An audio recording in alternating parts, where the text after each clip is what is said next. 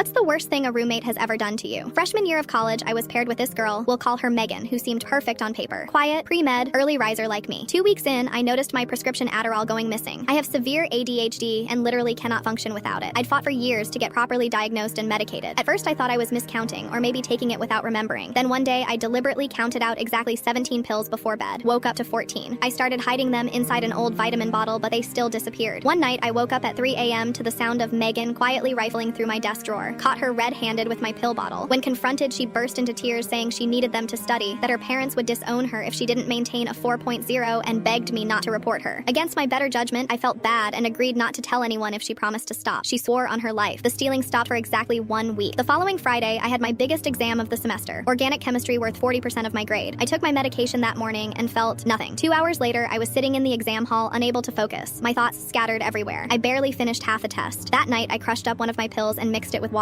It dissolved completely. Normal Adderall wouldn't do that. Someone had replaced my medication with sugar pills or something similar. I confronted Megan. This time she didn't cry. She laughed and said, "Prove it." Said it was my word against hers, and who would believe the girl with mental problems anyway? Threatened that if I reported her, she'd tell housing I was selling my prescription meds and that she'd found buyers' texts on my phone. I was devastated. My doctor wouldn't refill my prescription early, and without my medication, I was barely functioning. My grades plummeted. Megan, meanwhile, was thriving, studying all night, acing exams, suddenly the star of her competitive pre-med cohort. Desperate, I called my older sister who works in pharmaceuticals.